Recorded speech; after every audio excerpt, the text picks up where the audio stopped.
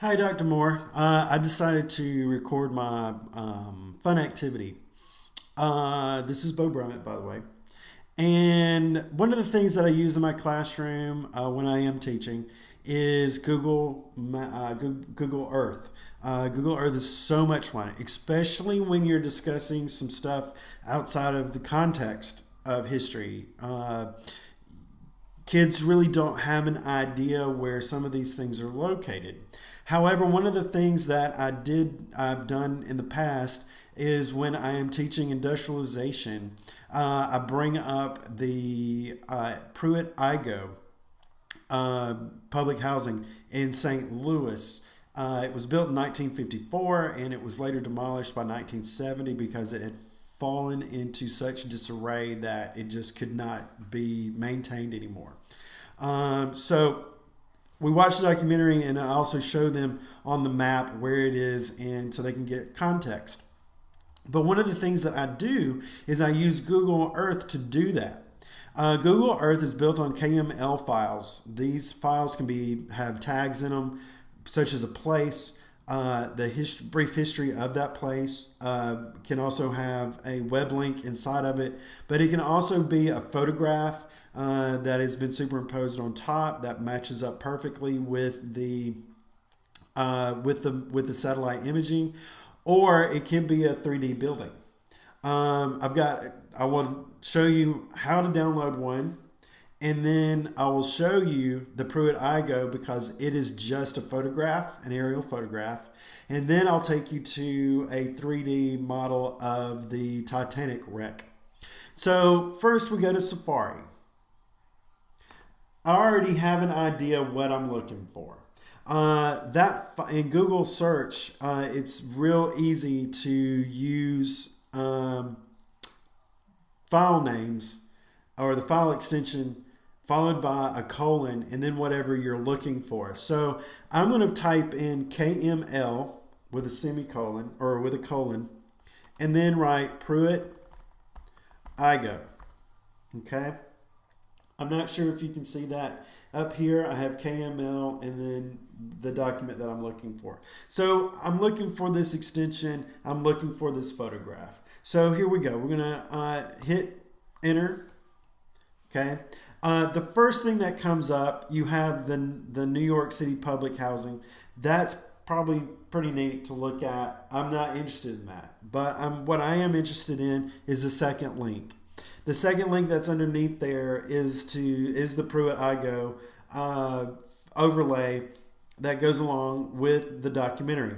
So I'm going to hit that, and what's going to happen is it's going to download. Fly over there to my download folder. Got to minimize the Safari. I'm going to go over here and open up Google Earth. I don't know if you can read this or not. I was looking at the Hindenburg crash site. So what I'm going to do now is I'm going to go up here to File. And I'm going to hit Open. It's going to take me to my download file. And if you see here, I have the Pruitt-Igoe overlay right here. So I'm going to double click on that. Yes, I want to reload it. I've already had it loaded once. So now I'm flying over to St. Louis, Missouri. And right there is this awesome overlay of how large the Pruitt-Igoe public housing development was. Now to give more of a frame of reference, if you can look over here, there's a road here, over here to the left that my little hand is running up and down. I'm going to turn off this image over in places. I'm going to turn this off and you can see how drastic this whole entire area has changed. There we go. See, there's the original road and here's where some of the buildings were and they're no longer there. Okay, car squares over here as well, and then there's this road over here that's kind of crazy, and then there's this road right here. Okay, so I'm going to turn that back on so you can see the difference. There we go. I'm going to do it kind of quickly, get a good eyeful there, and you can see how large that is. That's Pruitt-Igoe. Now with Titanic, I have it already listed over here in my places. So I'm going to double click on that. And it's going to fly out to the Atlantic. Oh, I need to turn on 3D buildings. You're not going to see anything until I do this. So I'm going to turn on my 3D building and bam.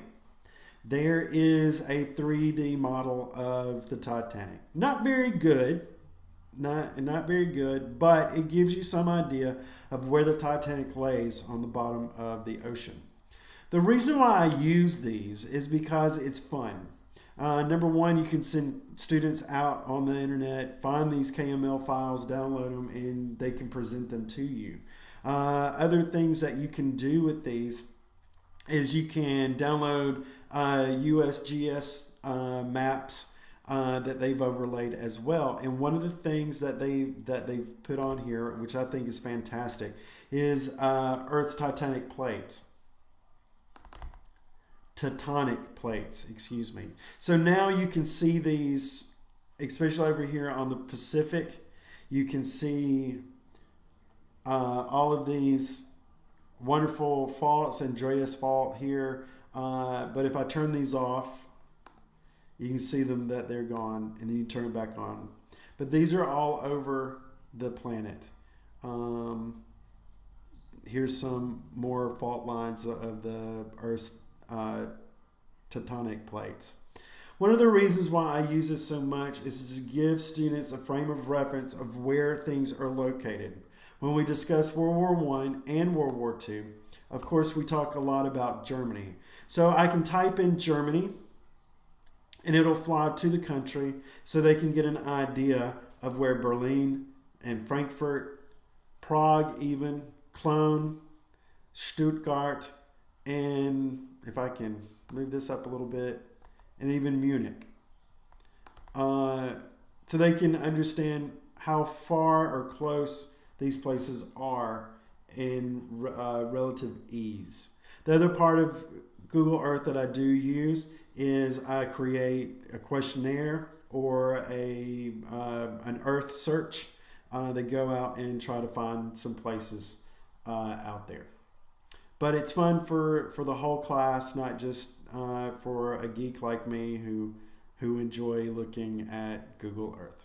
And again, this is Beau Brummett. Thank you.